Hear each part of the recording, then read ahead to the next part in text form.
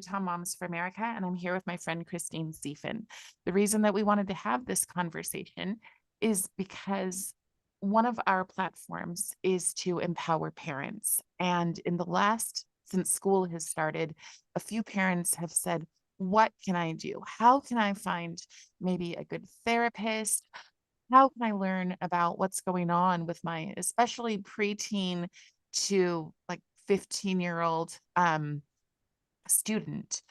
How can I help them? And also, I'm concerned about the kind of therapist that I'm going to take my child to. And I would say that's with good reason. So I wanted to bring my friend Christine Siefen-Wolk on, who is a former Antioch professor in mental health, and just have a conversation, answer some of the questions. I do recognize this will be a little bit short today because I need to go and teach directly after. But if you have questions, we'll come back and visit that again. So welcome, Christine. I'm so glad to Thank chat you. with you. Thank you. It's always good to be here with you, Carrie. So hopefully this will be a productive conversation. I have no doubt it will be. Yes. So I teach in the middle school. Well, I teach in basically every grade world. And one of the things that's come up is these adorable, especially young little girls who are wearing their ears or wearing their tails um, out just in public. And I'm certain that the majority of them aren't caught up in gender confusion at this point. Mhm. But I've had some parents and some teachers reach out to me and just say, but isn't this a slippery slope? And I know that you do a lot of work with critical therapy antidote. Um, Mhm. and yeah, you just want to explain to me where this can lead. Sure. Yeah, I mean, I think, that's middle school, around 12, we'll say, is kind of right around that age where kids are starting to, seek some independence from their parents. They're wanting to kind of start finding their own sense of identity and who they are and their kind of their place in their social circles. Maybe they're feeling awkward and not really able to connect with the friends they had when they were younger. Maybe they're feeling that they're not able to connect with particular groups of kids at school, and they're sort of in this awkward stage. Maybe they're fitting right into, the popular kids groups as well. And there could be so many kinds of things going on. And this is kind of a point where they might be exploring some of those things. And that's, of course, where the vulnerability kind of comes into play. And I think it's a point in time where they may be vulnerable to seeking out different messaging or different ways of understanding what might be happening to their bodies or what might be happening to their sense of self or their sense of developing a sense of self. Maybe they haven't really quite developed what that even means yet. So these things can be ways of expression. It can be a sense of expression to wear, the bunny ears or to wear kind of these different, the furry outfits or whatever you call them. And I don't think that that's necessarily problematic. As you said in the beginning, it might just really be about style even and figuring out what I like to wear. I remember back in my day, it was the grunge look that was really a big deal, going thrifting to the thrift shops. And that was something that was pretty, normal or typical of kids to do. And it was okay.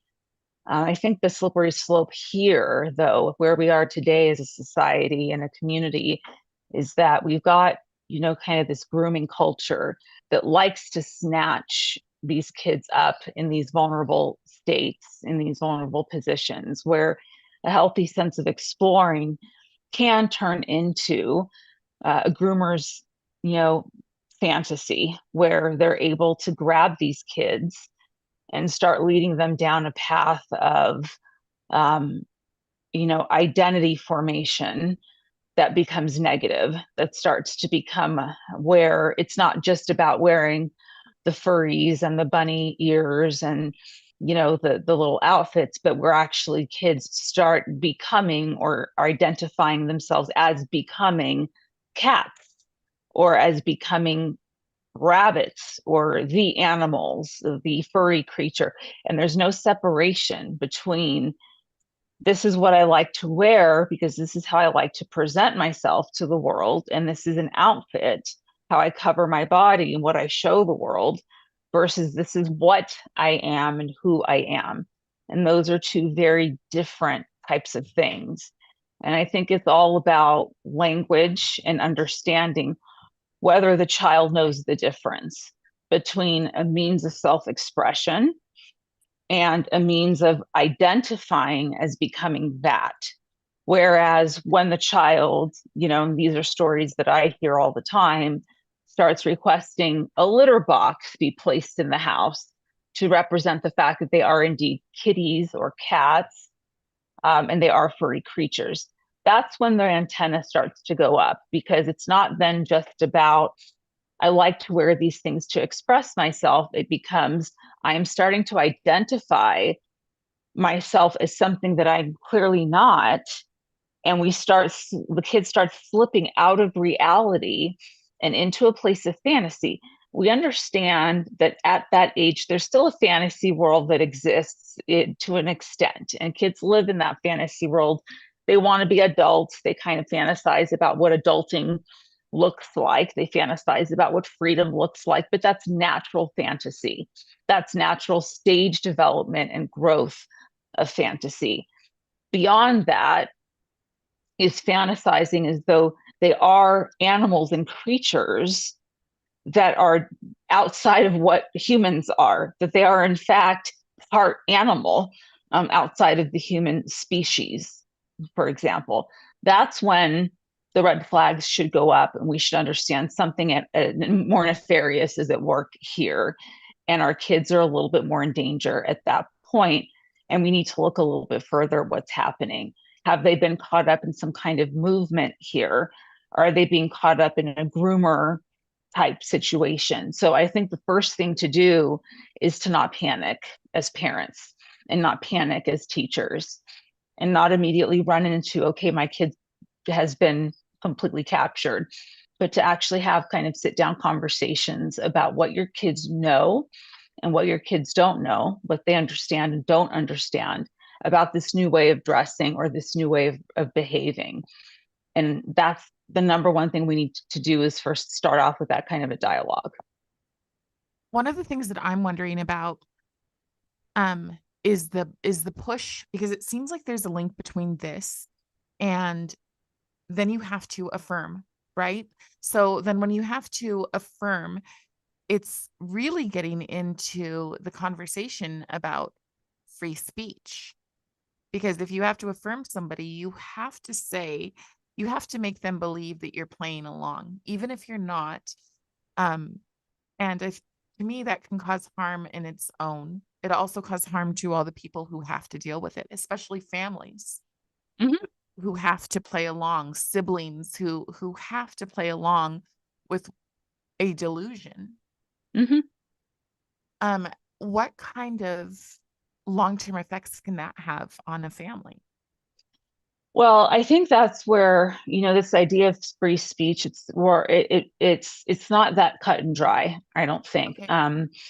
I think that freedom of expression and freedom of, the free speech to express yourself how you want is one thing.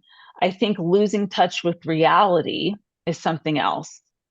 And I think that's the very big distinction. So we can affirm that somebody wants to express themselves in some way, but the problem with affirming that that person has indeed become a cat or has indeed lost touch with reality is something else. That's when free speech becomes not free speech any longer, but an actual, let's say, loss of reality that is that becomes harmful. It becomes harmful to the child and it becomes harmful to the family, where I don't necessarily believe that affirmation is the way to go.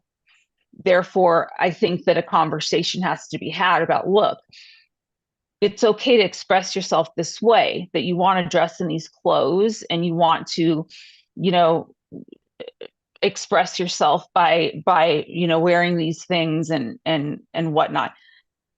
It's also important that you understand the reality that you're a human being, that you're not in fact a cat, and we need to talk about the differences between those things. So talking about yourself as being a cat, that's not the reality of what you really are, and that's the conversation that has to be had. So I think free speech has its limitations in these scenarios. It's not about being able to say, you think of free speech as being able to, say what you think and feel and how you want to express. But kids at age 12 and 13 and 14 and 15, they don't have the sophistication emotionally and mentally to have no guardrails around what that looks like. That's when the adults in the room have to step in with guardrails Well, to and be that's able. what I'm asking is about the adults in the room, their free speech. When a child comes in and says, I'm now to be known as meow meow, right? Yes, And that's when the that's, adult. but then the adults sometimes have to follow that, depending on what their school or as a therapist, if they do like affirmative language, That's a um, problem. right.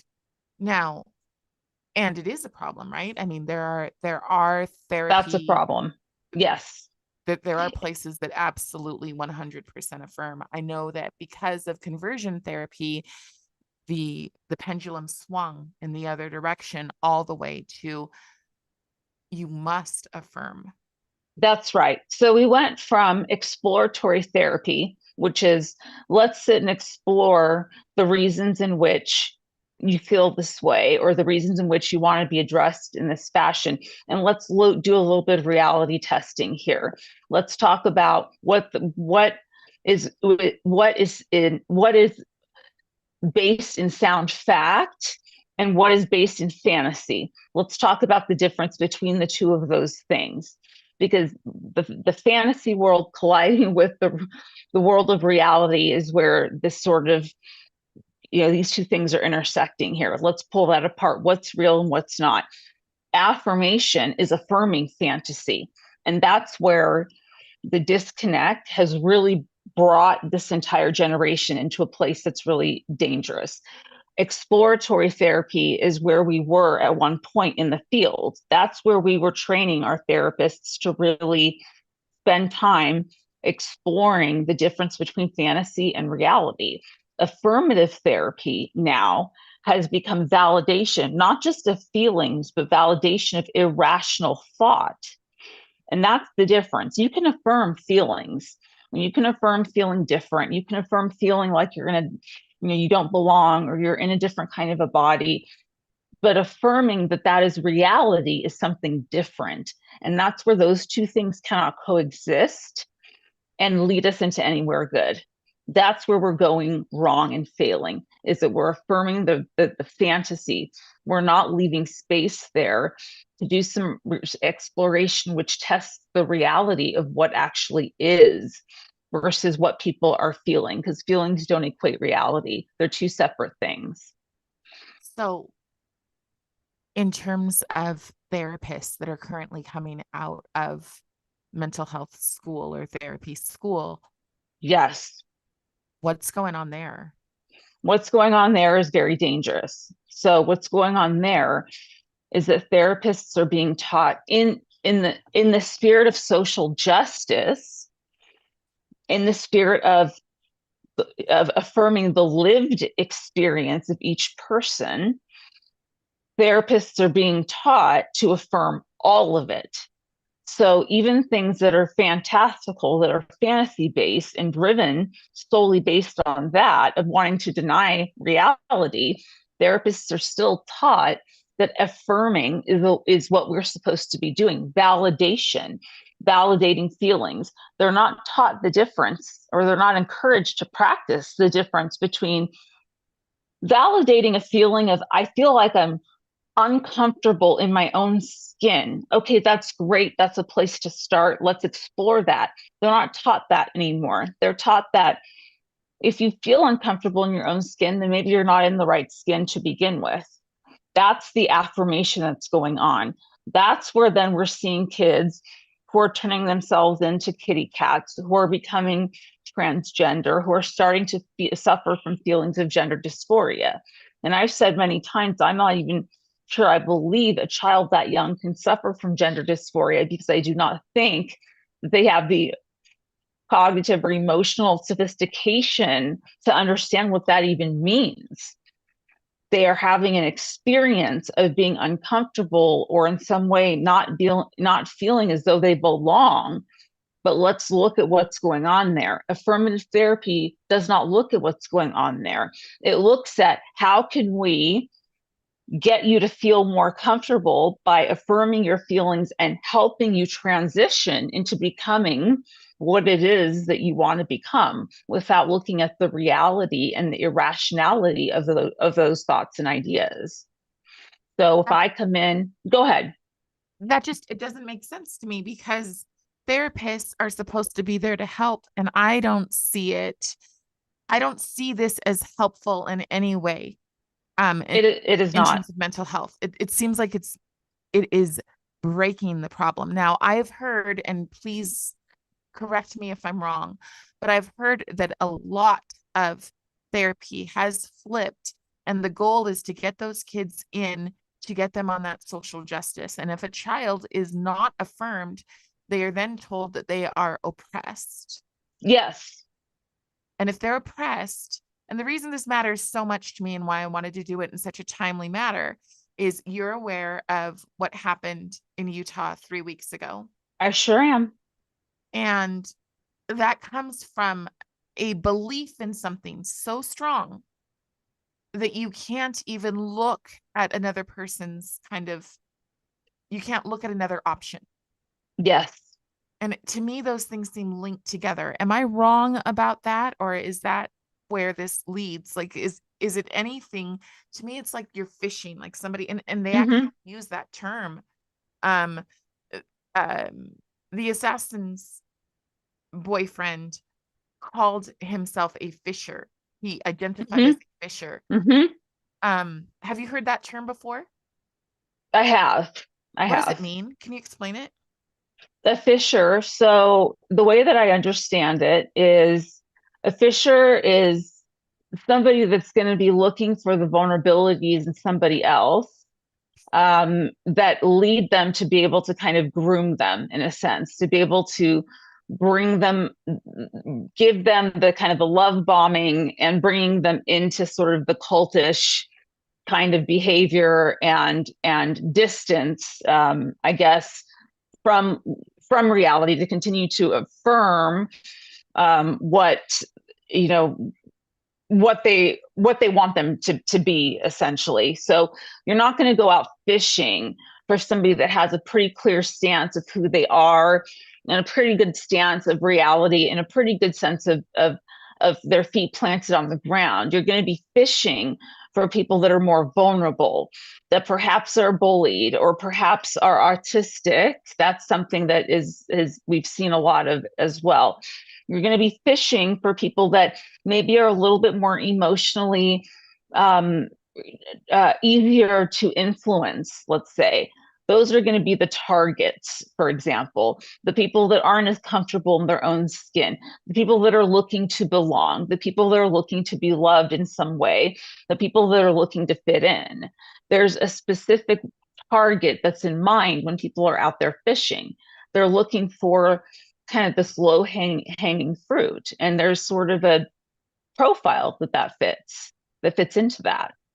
And so is that profile online? Or I'm just wondering, say you have a carnival or something and you've got these cute little girls in their, oftentimes belly shirts with their little tails hanging out and their ears. Would they become prime targets for fishers, or is it more of an online thing, or is it both? What are I they think looking it's for? I think it's anywhere they can find them. I think it's things online that these kids say. Social media is full of it's a fisherman or fisher person's dream, social media, because it's a contagion.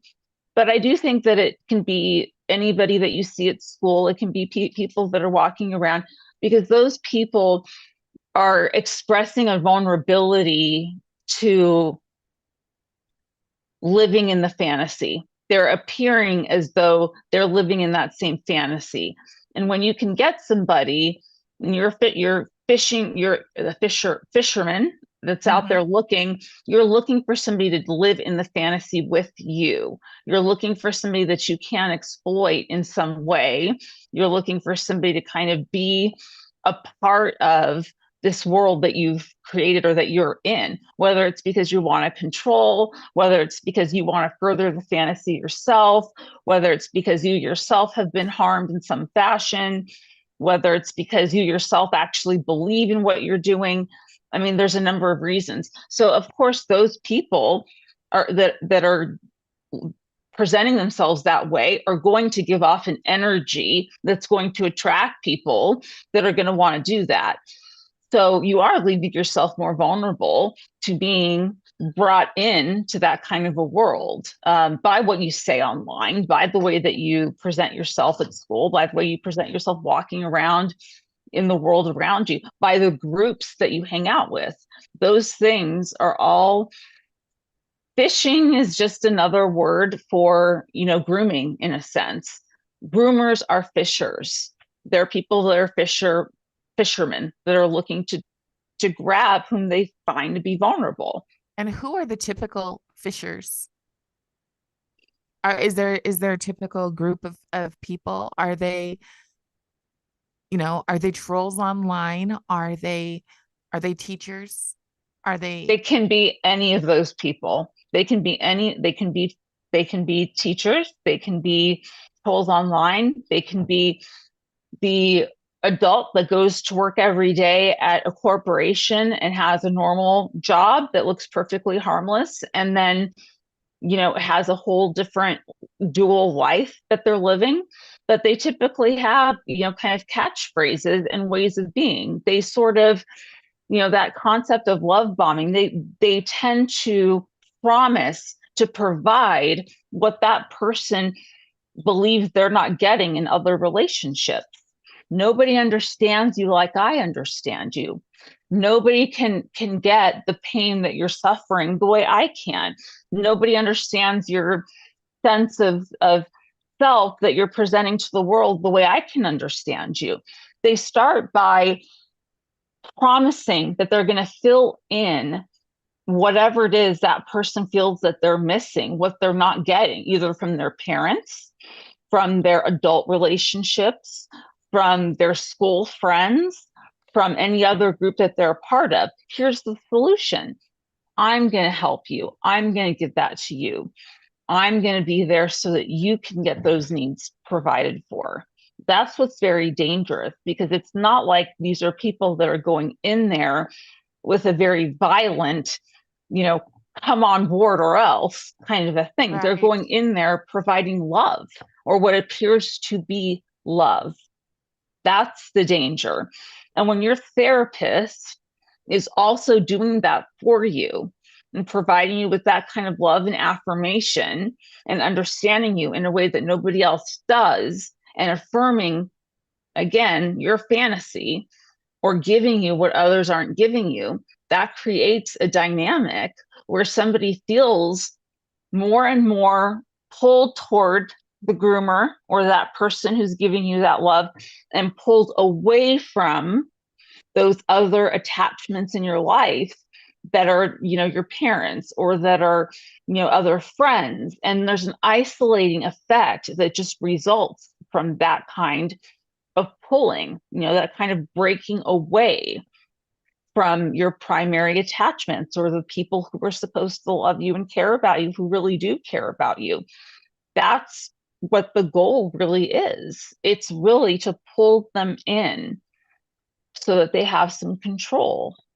So how And does, it's, go ahead. I'm sorry, how does a good therapist, we're talking a 19-year-old going off to college, going, I want to be a mental health counselor because there's a mental health crisis and I want to help people heal.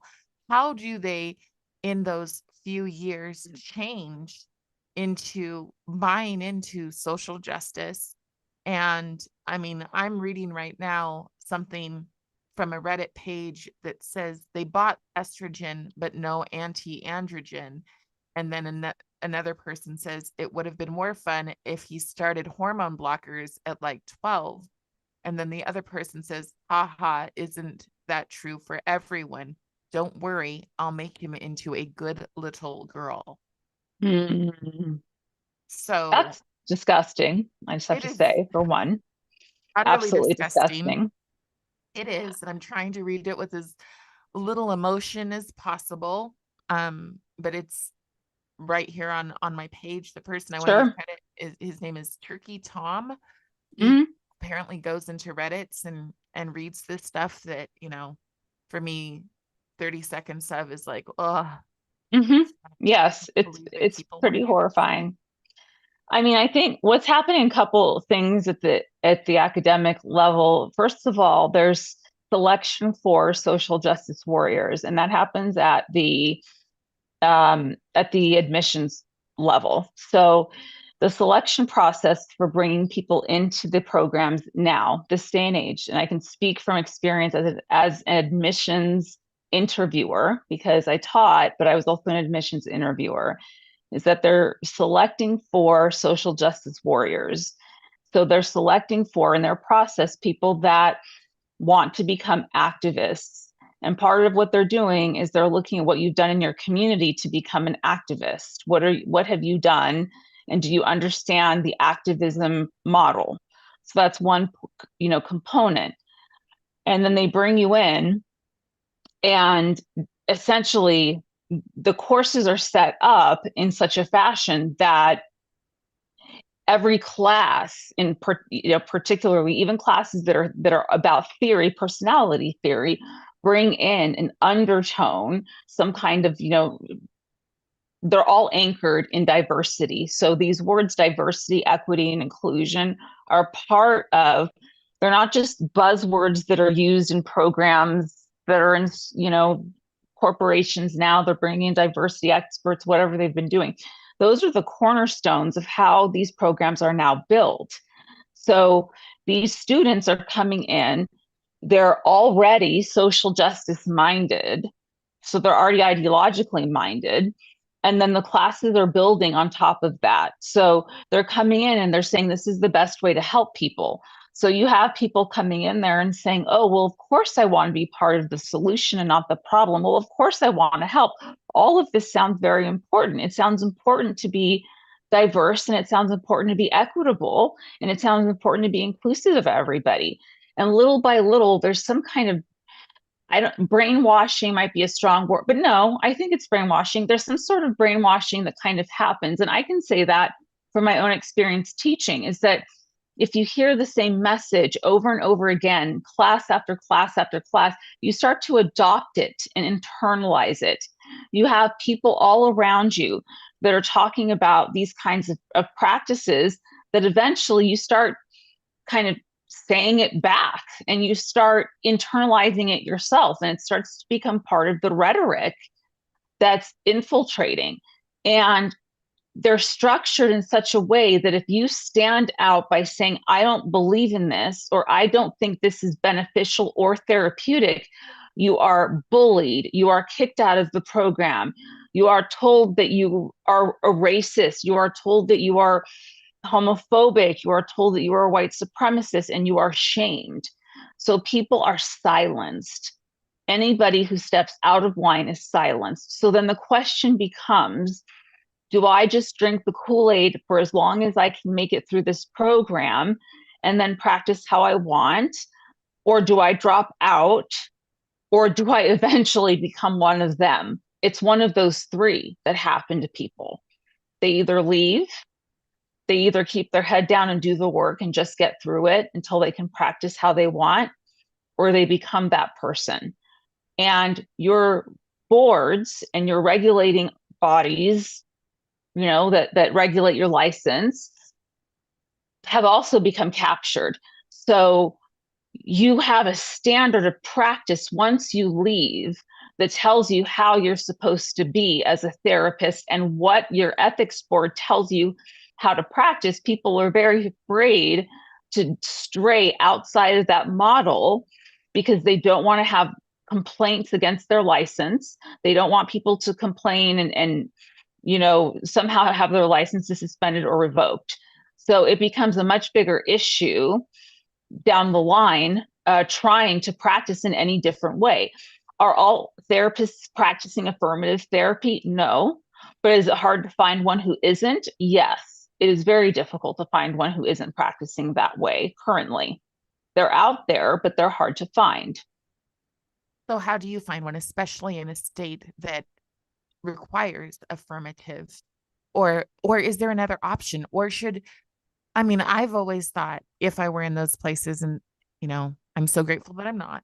But if I were, I just thought, yeah, we'd get up, we would be at a cabin every single week doing nothing but family time, talking, talking it out, making sure that we were the most important people. And I mean, we already do that in our family, but I would think that in a case like that, I wouldn't want to take the chance. I think that, it's one of two things. I think if you're going to go into if you're going to go to a therapist, you need to interview the therapist. The parents, the family have got to interview the therapist. How do you work? How do you practice? What is it that you're going to do for my child? Or how can you help me help my child? How are you going, how do you, what are your standards of practice? What type of therapy do you practice? You have to ask the right questions. Do you practice exploratory therapy? Do you practice affirmative therapy? What kind of therapy do you do? What does that look like in the room? And how do you involve us as parents?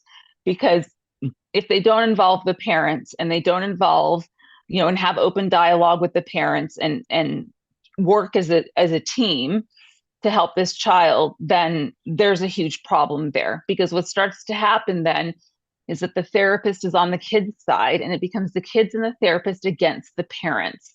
That's when you start to see the therapist telling the parents, you really need to start affirming your child and your child's fantasies because and lack of their disconnect from reality. Otherwise your child is going to kill themselves or your child is going to become so suicidally depressed, and they're not going to be able to get through this. So you have to make sure that the therapist is willing to bring you on board in some capacity, and that they're willing to do exploratory therapy, and that they're there to bridge the gap that's happened between the child and the family and bring them together as a family rather than separate them.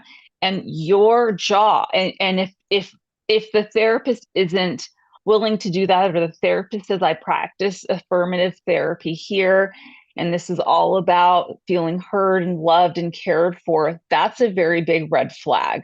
Because yes, we want them to feel cared for, and we want them to also understand that feeling uncomfortable in your body is natural and normal. It does not mean you were born in the wrong body. It does not mean you're the wrong sex. It does not mean that you are not a human and you are, in fact, an animal of another species. These things are facts. And if a therapist is unwilling to address the facts with that child, don't go to that therapist. They have to be willing to practice that kind of therapy. If that's not something they can do, you're better off not seeking therapy at all. There's some great books for parents, and these are things that parents can do at home with their kids and conversations they can have at home with their children. You can support your children and be loving and caring and not align or co-sign onto that behavior that they're in fact trans or that they were in fact born in a different body. There's very good reality testing questions. If I decide that I want to identify as being a doctor, does that mean I should go into an operating room and start operating on my patient because I've decided that I identify as a doctor? Well, why not? I mean, these are kinds of questions that are open for conversation that you can have with your children to help them start to see the difference between the fantasy and the reality, the difference between I feel uncomfortable in my body does not mean I am in the wrong body. It is okay to feel uncomfortable. It is okay to hate the changes that I'm going through. It is okay to talk about the struggle and the difficulty with that. It is okay to go through a phase of that and trying to find my way through it. It does not mean that I am in the wrong body. Those two things don't equal, that does not equal, that equation does not equal, therefore I am in the wrong body. And that's where we have the big issue, is that the therapists are saying, yes, that means you're in the wrong body. Parents are saying, gee, I guess you are in the wrong body. Your therapist says so, and you're telling me so. And that's where the big disconnect is. And that's where let's introduce ways in which you'll feel better. Let's have you change genders, change your biological sex. Okay, so when parents are going through this, I'm just struck by the comment, if you don't, then they will likely remove themselves, right? They'll likely commit suicide. Um, to me, this looks like, I mean, how do you figure out if you're being manipulated or if your child is actually at risk? Which, because I can't imagine living and every day wondering if your child is going to make it through that day or not. Mm-hmm. So, I can't, I'm not going to sit here and say your child is or isn't because I haven't met them and I haven't assessed them. And I can't make that statement. I cannot promise. And that would be irresponsible and irrational for anybody. At that point, you have to have the child professionally assessed on whether or not they actually are in fact suicidal. If they are in fact suicidal, and that is the actual truth, they need to then get appropriate treatment so that they become stabilized. Once their mental health is stabilized and they are no longer suicidal, that's when we can revisit the work of the transgender component. But you can't do that if the child is in fact suicidal. but Most some of of the these, time, go ahead. Yes. most of the time, that's not going to be the outcome. Most of the time, they aren't actually suicidal. There's something deeper going on for them that is making them very distressed. And this seems like the solution to them is that changing sexes or somehow manipulating that in some way is going to fix the problem. And that's not actually the case. We're sort of jumping to this solution. It's kind of lazy practice in a way to say that this is the answer, and most of the time it's not. So I would say, and this is just ethically as a therapist, we have to assess the actual risk for that, and we have to have them stabilized. Once that part is done, or we've assessed and we realize the risk is not an actual active risk of suicide, then we can start to look at where that came from and start to actually work with the child again, and look at what's happening there and start to look at what the real issues are underneath the surface, because that's all surface stuff. I'm going to kill myself if I can't change my gender. If there's something else going on there are deeper issues that are of serious anguish that this child is suffering from. Let's look at where that anguish is coming from. It's What I'm not a matter. concerned, Go what ahead. I'm what I'm concerned about is that oftentimes, just like in Facebook groups and things like that, Mm-hmm. when you try to bring reason into the conversation, oftentimes it is counselors who will say, you need to just affirm. If you don't, you're a high risk of suicide. You could cause real harm to this child. And so if the parent is going, I'm really concerned about my child, and then they're taking them to that therapist, and that therapist is feeding that, because it didn't used to be very normal for children to regularly talk about suicide. Sure. That's also a contagion, by the way. It's also something that this day and age, and the suicide rate, first of all, social media has increased suicide rates exponentially, and it has a lot to do with the increase in depression, anxiety, the what people see on social media and what these kids are exposed to and the ages that they're exposed to. It's extremely out of control. They have too much access to too many things that they are not equipped to handle, cognitive and emotionally. They're going on to different sites, and there's just a complete overload of stimulation that they're not prepared to manage. So that's already a problem. But my response would be, if you're really worried your child is suicidal, then your child needs to be assessed by a psychiatrist and somebody who can go through and assess them. When your child is stabilized at some point, then you need to find a mental health provider that is going to actually perform, as I mentioned, the kind of therapy that isn't just going to be affirmative. And if your child is stabilized and no longer suicidal, if they actually were suicidal at one point, then this other then you know exploratory type therapy is the type of therapy they need. But the family needs to be involved, the parents need to be involved. It needs to be a family type of involvement where you're working as a team, and you're not working as, you need to help my kid, and I need my kid to just stop feeling this way. This is very difficult stuff, and it's not just going to happen in a therapy room. There's stuff that has to happen at home too, that parents are going to have to be able to deal with at home. They have their child 99% of the time. That child's only with a therapist an hour a week, or a couple hours a week at most. So Right. the issue with the suicide is extremely important, and I don't want to downplay how important that is if a Mhm. child is saying, I want to kill myself. But that means inpatient, a potential inpatient stay Mhm. at an inpatient facility for kids who are acutely suicidal, and getting them to a point where their emotions are regulated and they're stable, and they can actually do the work.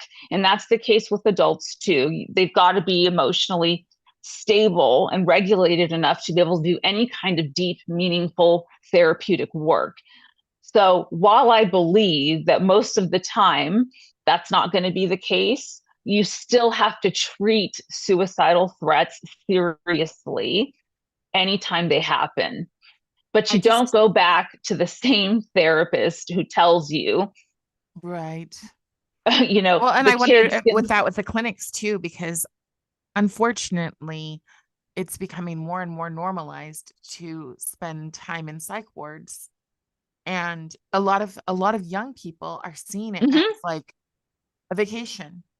they sure are. And They are.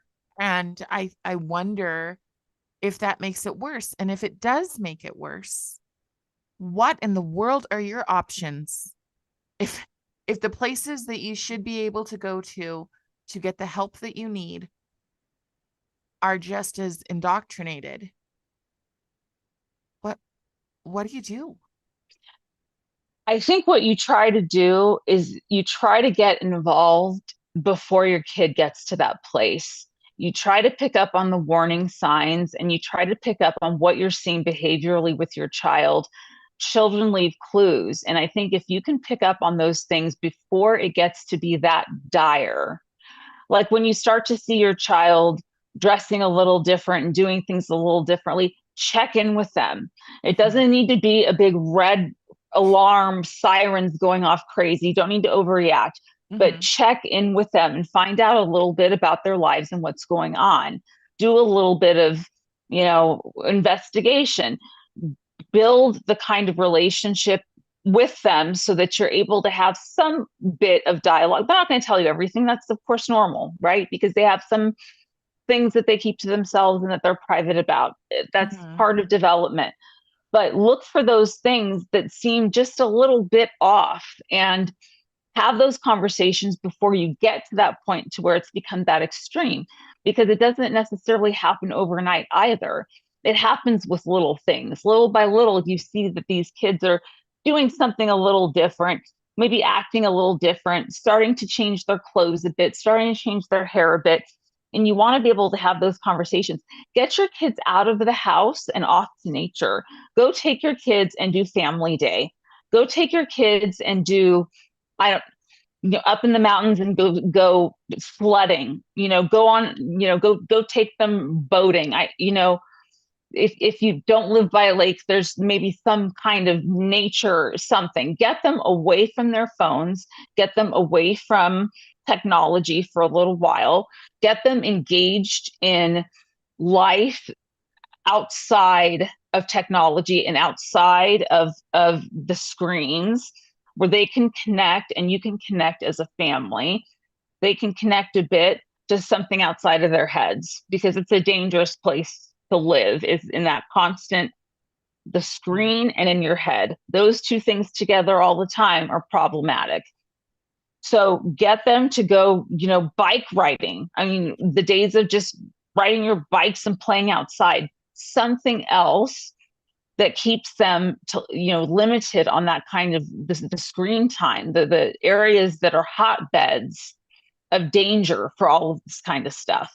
I have only one more question because I do have to teach in 10 minutes, but I'm only 2 minutes away. Mm-hmm. Um, but I have one more question, and this may seem controversial, but I'm wondering, should you monitor your child's friend groups if they're, because I do know it is a social contagion.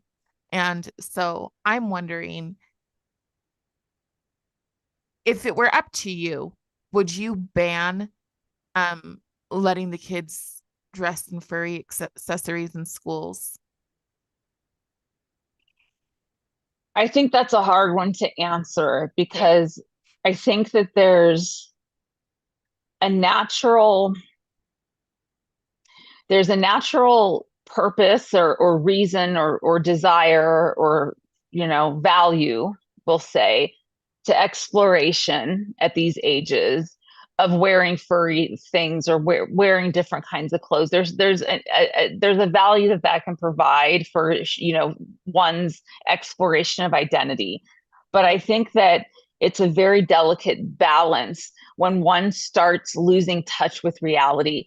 And I think when they start saying things like, I want to be called meow meow because I'm a cat, that's when the line has been crossed. And that's when the red flags should go up. I think that wearing furry things because I like the way they feel, and furry things feel good, and it makes me feel, comforted and warm and cozy or something. You got to look at the motivations behind why they're doing what they're doing. And I think it's okay to have some kind of feeling of wanting to explore different facets of your identity and what you enjoy wearing. I But when guess, that starts to surpass a certain point, that's when you have to take a step back and look at what's happening. yeah, I guess the way that I feel about it is that school is for school. And so after school, if your family is fine with it and you've talked about it and you Mm-hmm. want to come over and play, Sure. that makes sense. But at school, that shouldn't be the focus, but that could be me being more strict than most. And I could so, I'll tell you a quick real thing before you go. We yeah, had a student when I was an intern therapist who was, it was a boy who was, I don't know if he was trans or just, I don't know, cross dresser or whatever we called them back in the day. And he was getting beat up on his way to school because he was wearing girls' clothes. And we actually had a conversation with the parents and said, your kid needs to wear that's for after school because your kid's not safe wearing that at school. So we actually, and it worked. He ended up, wearing just normal boy clothes, and after school wore, girl clothes, and ended up being fine. It was a way to protect him. And he was protected and then ended up being okay, at least for the time that we were working with him. So yeah, I don't think that's overly conservative either. I think it's a family case by case basis. I think that can work. I've suggested it as a therapist myself, and it yeah. ended up working for this family. So I Okay. think that can be a reasonable request as well. Well, Christine, thank you so much for having this conversation. I'm going to put it up and see if I get Sure, comments, and then I'll reach out to you again, and maybe we can do it sure. either earlier or on a day when I don't work. Happy to do it. Happy to do it as always. I so appreciate it. Love you forever. Yes, yes. Okay. Love you too. Take good care. Okay, have a good Thanks. rest of your day. Okay, bye Thank you. bye. Bye bye.